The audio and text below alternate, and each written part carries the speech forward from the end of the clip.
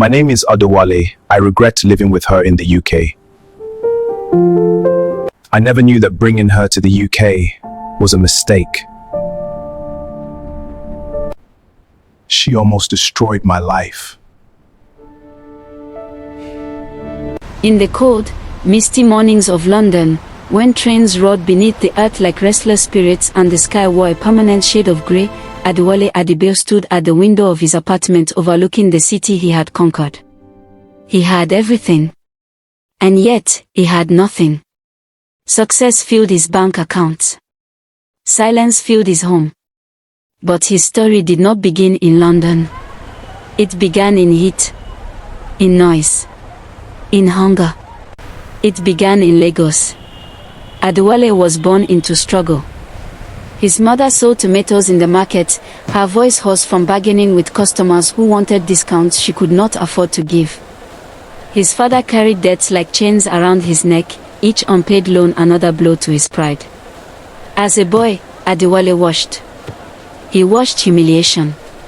He watched exhaustion. He watched sacrifice. And one night, lying on a thin mattress while mosquitoes hummed around his ears, he made a silent promise. I will rise. Not wish. Not hope. Promise. Years later, at 25, he boarded a plane to the United Kingdom with one suitcase, borrowed money, and courage that bordered on madness. The first years nearly broke him. He washed dishes until his fingers cracked from detergent. He cleaned offices at night while executives slept in warm homes. He shared cramped apartments that smelled of damp carpet and loneliness. But Adewale had something many people lack: endurance. He studied business management during the day, worked double shifts at night, saved every pound. While others spent, he invested. Slowly, painfully, steadily, his life changed. By 38, he owned multiple rental properties across London. He drove a sleek black Mercedes. He wore tailored suits. He spoke with quiet confidence. But when he returned home at night, there was no laughter waiting. Only silence. It happened during a trip back to Nigeria. A family wedding. Music thundered through the air. Drums vibrated through the ground. The scent of jollof rice and perfume mixed in warm evening heat. And then he saw her. Amora. She stood beneath decorative lights wearing emerald lace, her skin glowing, her laughter soft and musical. For a moment, time collapsed. They had known each other as children. Adewale, she asked, eyes widening. Amora, he replied, stunned. The connection was immediate. But this was not childish affection anymore. This was recognition.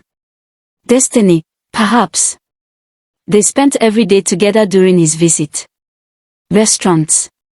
Long drives. Quiet conversations. He admired her humility and ambition. She admired his discipline and stability. One evening she confessed her dream. I want to become a nurse, she said softly. I want to help people. I want a life that means something. Then she added quietly. I want a man who sees me. Adewale took her hand. I don't just see you, he said. I see my future. 3 months later, he returned to Nigeria with a ring. Their wedding shook the streets of Lagos. Drums echoed. Families celebrated. Champagne flowed. Promises were spoken before God and witnesses. Adewale looked at his bride and felt something he had never known before. Completion. He brought her to London. His home was no longer silent. It was alive. London overwhelmed Amora at first. Grey skies. Strange accents. Fast trains. Cold mornings. She clung to Adewale, and he welcomed it. Patiently, he taught her everything. How to navigate buses. How to shop in supermarkets. How to survive winter. True to his word, he enrolled her in nursing school. The tuition was enormous. He paid without hesitation.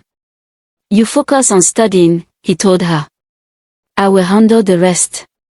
He cooked when she was tired. He ironed her uniforms. He stayed awake testing her before exams. When she doubted herself, he encouraged her. You are capable, Amara. She would rest her head on his chest and whisper, I am lucky to have you. Those words filled him with pride. 3 difficult years passed. Then the day arrived. Graduation.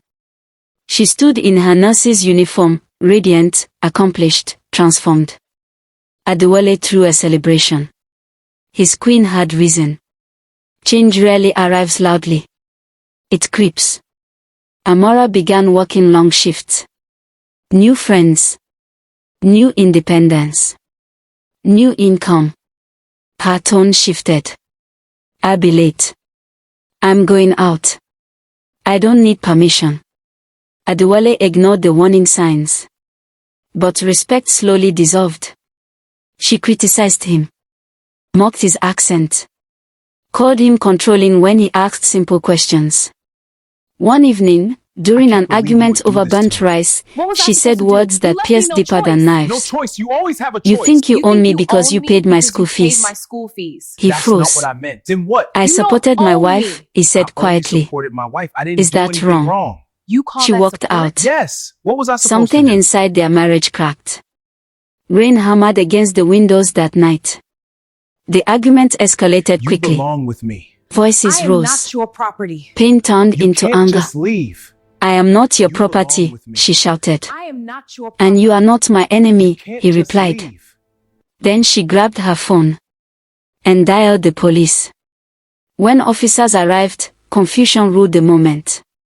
Accusations. Emotion. Misinterpretation.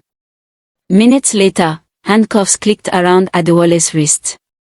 Sir, you need to come with us. His world collapsed. The aftermath was brutal. Court hearings. Legal fees. Temporary removal from his home. Business partners withdrew. Tenants panicked. Mortgages defaulted. Properties were seized.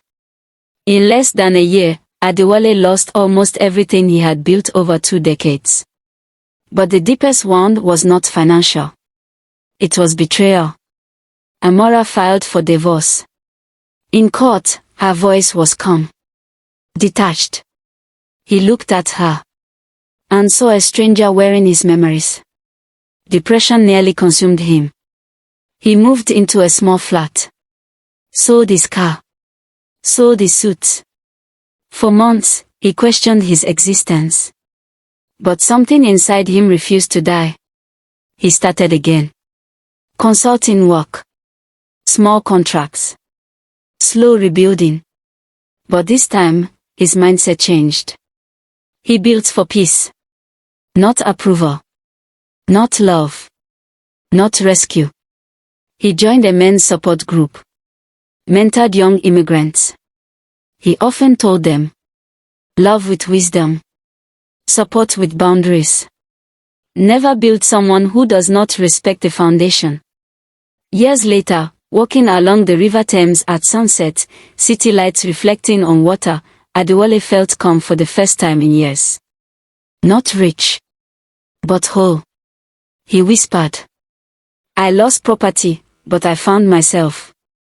And somewhere ahead in life, love waited again. Not naive. Not desperate. But mature. Brave. People think his story ended in tragedy. But it didn't. Because love is not defined by success. Love is noble when it remains pure even after betrayal.